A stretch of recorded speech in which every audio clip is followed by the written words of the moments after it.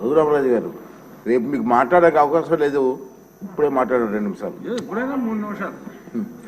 విష్ణుకుమార్ రాజు గారు అంతసేపు నేను మాట్లాడలేను. ఈ ఋషికొండ వ్యవహారం మీద ముందుగా రామకృష్ణ బాబు గారు, అక్కడ జనసేనకు సంబంధించి మూర్తి యాదవ్ అనే కార్పొరేటరు, వాళ్ళు లోకల్గా దాని గురించి వివరించడం, అదే సమయంలో నేషనల్ గ్రీన్ ట్రిబ్యునల్కి నేను ఒక రిప్రజెంటేషన్ ఇస్తే దాన్ని సువోమోటోగా వాళ్ళు దాన్ని స్వీకరించి ఆ కన్స్ట్రక్షన్ని నిలుపుదల చేయమని చెప్పి ఒక ఆర్డర్ ఇస్తే దానికి హైకోర్టులో మీరు స్టే తెచ్చుకోవటం జరిగింది. ఆ సమయంలో సుప్రీంకోర్టుకి నేను ఈ విషయాన్ని తీసుకువెళ్ళినప్పుడు పచ్చి అబద్ధాలు అంటే అసలు గతంలో ఎంత ఎస్ఎఫ్టీ ఉందో సుమారు 22,000 చిల్లర ఎస్ఎఫ్టీ ఉండేది, ఆ చిన్న కాటేజెస్. అదే చోట ఆ ఎస్ఎఫ్టీకి మించకుండా కట్టమని చెప్పి చాలా క్లియర్గా సుప్రీంకోర్టు డైరెక్షన్ ఇచ్చిన తర్వాత ఆ మ్యాటర్ని హైకోర్టుకి రిఫర్ చేశాను. ఆ డైరెక్షన్ ఇచ్చిన తర్వాత హైకోర్టుకి అన్ని రాంగ్ ఎఫిడవిట్స్ వాళ్ళు ఫైల్ చేసి తూచా తప్పకుండా సుప్రీంకోర్టు గైడ్లైన్స్ని మేము ఫాలో అవుతున్నాం, ఈయన ప్రతిదానికి మా మీద కంప్లైంట్ ఇస్తాడు, అతని కంప్లైంట్లు మీరు పట్టించుకోవద్దు అని అన్ని రాంగ్ ఎఫిడవిట్లు నేను ముఖ్యమంత్రి నివాసం కోసం పట్టుకుంటున్నట్టు అప్పుడే చెప్తే అదేమీ లేదు, కేవలం టూరిజం డెవలప్మెంట్ కోసం మేము ఇన్ని 100 కోట్లు ఖర్చు పెడుతున్నామని చెప్పి బ్లేటెంట్ లైస్ని, అంటే అది పెర్జూరీ కింద వస్తుంది, కోర్టుని తప్పుదోవ పట్టించడం. అటువంటి ఇవన్నీ కూడా ఏపీ టూరిజం డెవలప్మెంట్ కార్పొరేషన్ వారి ద్వారా ఆ పచ్చి అబద్ధాలని అక్కడ ఫైల్ చేయటం, పలుసార్లు అది వాయిదా పడటం జరిగింది. చివరికి అనుకున్నట్టుగా ఆ 22,000 ఎస్ఎఫ్టీ కాకుండా ఇందాక గౌరవనీయులైన మంత్రివర్యులు చెప్పినట్టు 1,20,000 చిల్లర ఎస్ఎఫ్టీ కట్టడం. ఆ తర్వాత ఒక చిన్న డ్రామా, ఎందుకంటే అప్పుడు దాకా అది టూరిజం ప్రాజెక్ట్ అని చెప్పారు. ఈలోపు ముఖ్యమంత్రి గారు అప్పటి ముఖ్యమంత్రి ఒక అనౌన్స్మెంట్ ఇచ్చి నేను విశాఖపట్నం వచ్చేస్తున్నాను అని చెప్పి ఆయన చెప్పడం జరిగింది. ఆ తర్వాత కొంతమంది ఆఫీసర్స్ని వైజాగ్లో నాకేమన్నా ఇల్లు దొరుకుతుందా చూడండి, స్టడీ చేయండి అని చెప్పి స్టడీ చేస్తే వాళ్ళకంట ఆ బీచ్ రోడ్లో వెళ్తూ ఉంటే అరే ఇక్కడ భలే ఇల్లు దొరికిందే, ఇది ముఖ్యమంత్రి గారికి బాగుంటుంది అని చెప్పి వాళ్ళకి తెలిస్తే వాళ్ళందరూ సూచించారంట. సరే దట్స్ ఆల్ రైట్, అందులోనే ఉందాం, పోనీ టూరిజం వాళ్ళకి చెప్పి అందులోనే ఉందాం, వాట్ ఈస్ దేర్, నాకు ఎక్కడైనా పర్వాలేదు, ఐఎమ్ ఏ సింపుల్ మ్యాన్ అని చెప్పి దానికి ఆయన అంగీకారం తెలిపారు.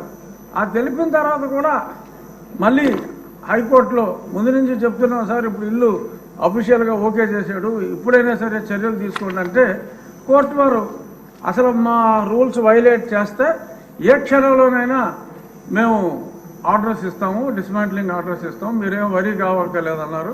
ఇప్పుడు దాకా ఆ మ్యాటర్ రాలేదు, ఎలక్షన్ వచ్చింది, ఆయన వెళ్ళిపోయాడు.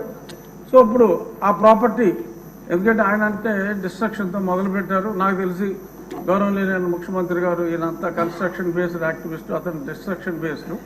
సో కాబట్టి ఒక 500 కోట్లు ప్రజలను దుర్వినియోగం చేశారు, శిక్షించాలి అని చెప్పి మా విష్ణుకుమార్ రాజు గారు గట్టిగా చెప్పారు.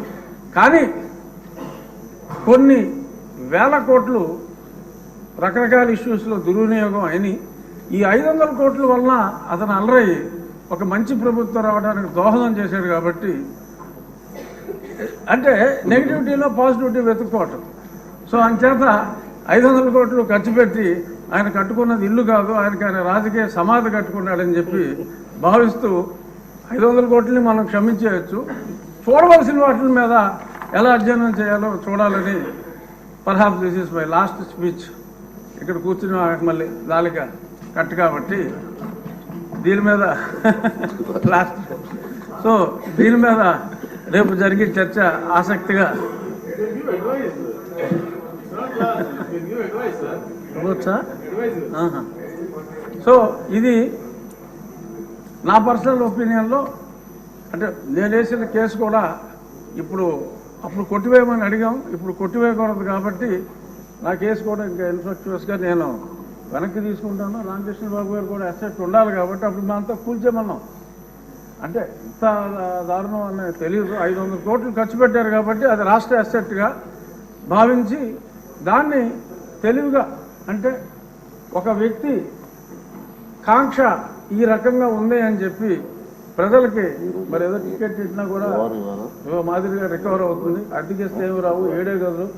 సో అంచేత దాన్ని ఒక మాన్యుమెంట్గా ఉంచి ఒక నియంత కట్టుకుందాం అనుకున్న ఒక పేదవాడు కట్టుకోవాలనుకున్న చిన్న గూడు ఇదని చెప్పి మనం దానికి ఒక టికెట్ పెట్టి ముంతాజ్ కోసం తాజ్మహల్ కట్టిన షాజహాన్కి మరి ఇప్పుడు గుర్తింపు వచ్చింది. అలాగే దాన్ని మనం ఒక మాన్యుమెంట్గానే వాడుకుని ఒక నియంత కట్టుకున్న చిన్న ఇల్లుగా మనం అభివర్ణించి దాన్ని ఎటువంటి కూల్చివేతలు లేకుండా చక్కగా సౌందర్యంగా దాన్ని మెయింటైన్ చేయాలని చెప్పి టూరిజం మంత్రి గారిని మనస్ఫూర్తిగా కోరుకుంటూ మా విష్ణుకుమార్ రాజు గారు చెప్పిన చర్యలు ఎక్కడొద్దు, చర్యలు చాలా అట్లకు ఉందని తెలియజేస్తూ నమస్కారం. రామకృష్ణ బాబు గారు, రామకృష్ణ గారు ఓకే అండి.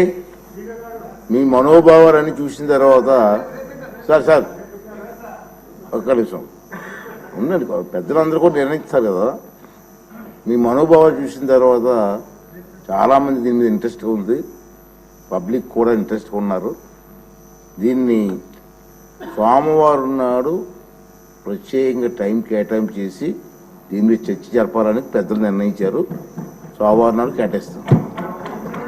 ఇప్పుడు ఒక లాస్ట్ క్వశ్చన్ ఉంది, ఇదే మినిస్టర్ గారు.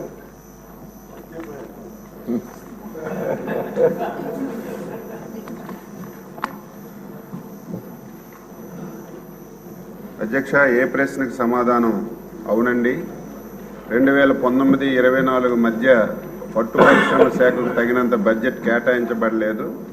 దీని కారణంగా ఈ శాఖ రైతులందరినీ అన్ని అంశాల్లో కలుపుకోలేకపోయింది. బి ప్రశ్నకు సమాధానం అవునండి. సి ప్రశ్నకు సమాధానం విడుదల చేసిన నిధులకు అనుగుణంగా ప్రోత్సాహక పథకాలు అమలు చేయబడుతున్నాయి. 54.12 కోట్లు అదనపు బడ్జెట్ విడుదల చేసిన వెంటనే పెండింగ్లో ఉన్న ప్రోత్సాహకాలన్నీ విడుదల చేయబడతాయి. డి ప్రశ్నకు సమాధానం ప్రస్తుతం రాష్ట్రంలో సిల్క్ సమగ్ర MGNREGS ద్వారా RKVY మరియు SDS వంటి వివిధ పథకాల ద్వారా పట్టు పరిశ్రమ మరియు మల్బరీ రైతులకు మద్దతు ఇవ్వడానికి ప్రభుత్వం అన్ని చర్యలు తీసుకుంటుంది.